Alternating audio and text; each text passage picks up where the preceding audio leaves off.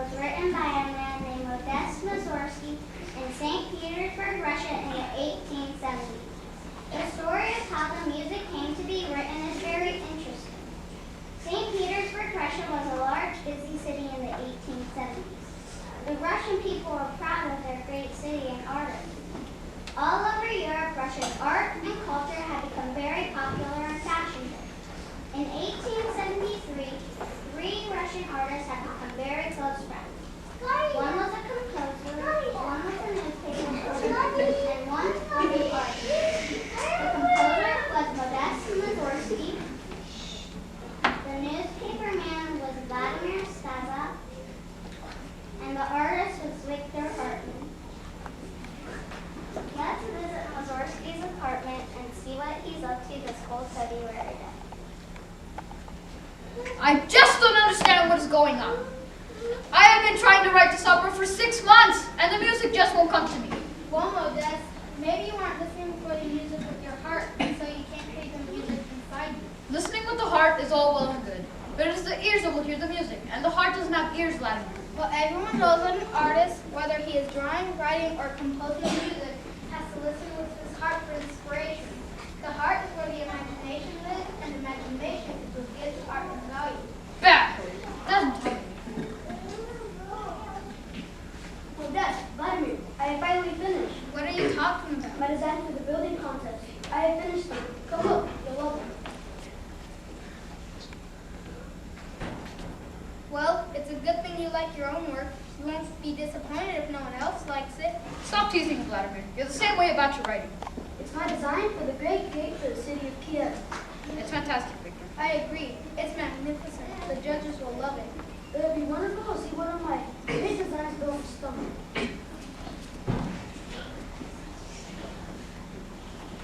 These three young men belong to a group of artists trying to make themselves famous in the world of art. Modest wanted to write operas that would celebrate the glory of the Russian people. Vladimir wanted to travel all over the world reading his stories about the Russian people. And Victor dreamed of drawing sketches of buildings, towers, gates, and bridges that will decorate the land of Russia. But life doesn't always go as planned.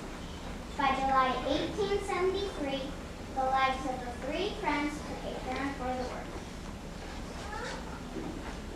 No, Victor can't be dead. I just saw him last week. It's true. A blood vessel broke through his heart. It was very sudden. It's my fault. I know it is. Why do you say that, Modest? Last week, I asked Victor to help me move some boxes. He said he wasn't feeling well and had a headache. I got angry and called him lazy. I thought he was faking. Modest, please. Leave me alone, Vladimir. I don't want to talk with anyone. I feel terrible.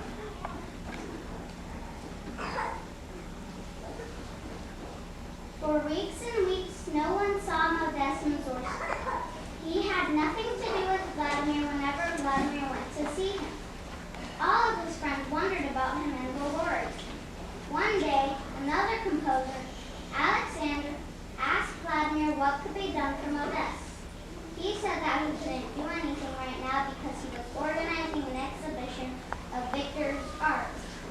Finally, by February 1874, Vladimir had put together over 400 of Victor's paintings in an exhibition.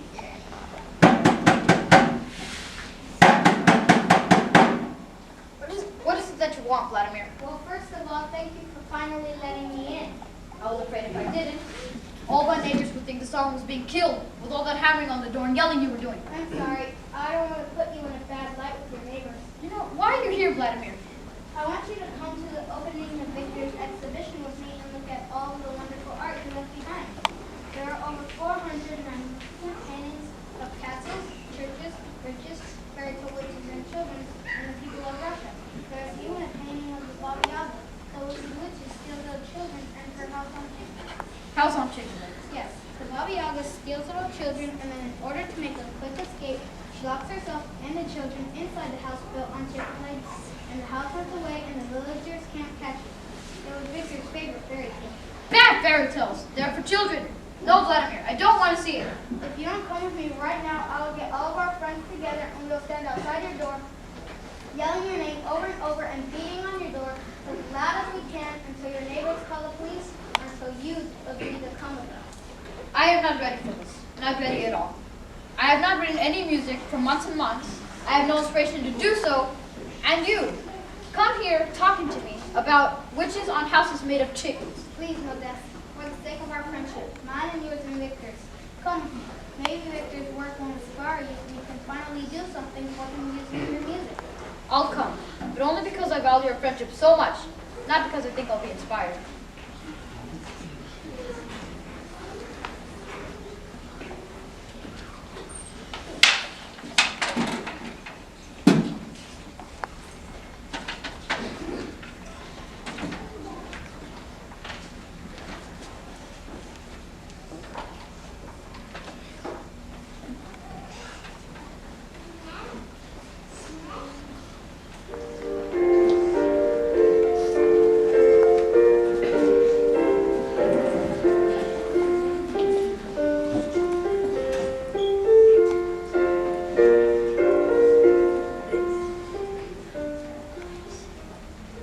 When Modeste got to the exhibition, he was very, very impressed. But more than impressed, he was moved by what he saw. As he went to each picture, it seemed to come to life before his eyes and tell him something he needed to hear.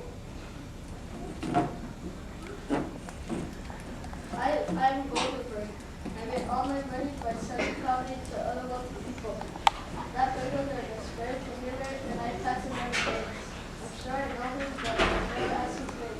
Because if I do, I will have to do something. And I'm not a killer snack. I am Shmuel the beggar. I went to school with Ivan Glenn. At the same age, while he is very, very rich, he never looks at me because he's afraid if he does, he'll have to give me money. He doesn't know I'm very rich too. You see, Mr. Composer, I have my imagination. It lives in my heart. And in my imagination, I can do anything. So while I spend my days on the farm, working with my hands, in my heart, I live in a beautiful house with a happy family. I should have been a writer. You could learn something about imagination from me. As he walked through the exhibition, he began to hear music in his heart that come from the stories that Victor Hartman's paintings were telling. As he came to the gnome, who sat looking very bored, just like the garden gnome sat in Modeste's garden, he was reminded of himself, sitting every day in his room with no imagination coming from his head or heart. Hello, little gnome. Hello, Mr. Composer. I know just how you must feel sitting day after day in the beautiful garden, surrounded by all the beautiful flowers, and not being able to smell them or to pick them. I feel the same way sitting at that piano in my room with music in it, waiting for me to bring it out. Suddenly, two of the paintings seemed to come to life before his eyes at once. Stop sticking your tongue out before I tell your mother. I can stick out my tongue if I want to. The paintings were the paintings of Victor's favorite fairy tale. It told the story about the Baba Yaga, the wicked witch. Russian mothers of Mussorgsky's time used to tell their children that if they didn't behave, the Baba Yaga would come and steal them while they slept. The children believed the Baba Yaga would come and take them away on their house with the chicken eggs.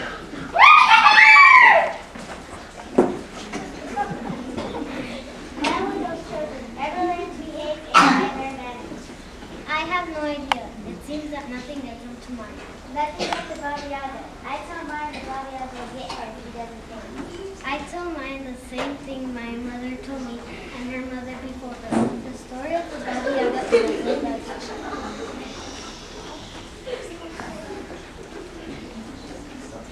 Well, Modeste, what did you think? Aren't they magnificent?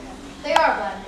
And as I passed through each one, it is as if each one came out and told me their stories.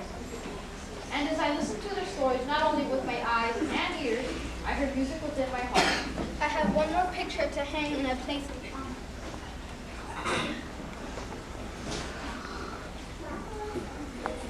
Remember this one, Modeste? It is the great gate of Kiev. It is the picture Victor showed us the first day he had came to us saying he had finished his pictures. Yes, it is his masterpiece. I shall write a piece of music to honor Victor Hartman's work. I shall call it Pictures at an Exhibition. And the centerpiece will be the great gate of Kiev. Thank you, Vlad, for making me come to Victor's exhibition and for getting me inspired. And thank you, Victor Hartman, for unlocking the music in my heart with the pictures you made from your eyes and your heart.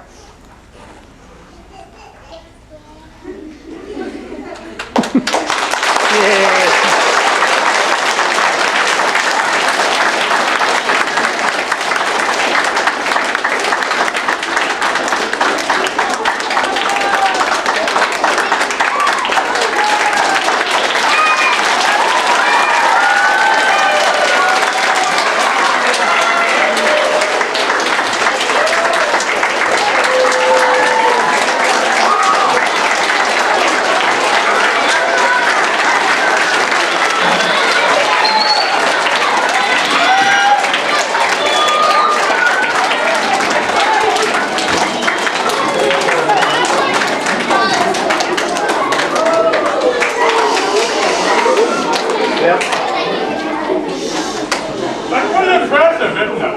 The amount of memorizing that they had to do to be able to memorize a lot of lines and be able to not be nervous. So what they're learning, when you learn how to do a performance like that, you learn how to memorize, but you also learn how to be able to be confident about yourself. Would some of you guys like to do something like that next year? Okay, we're going to work on that. Meanwhile, can we give them one more big round of applause?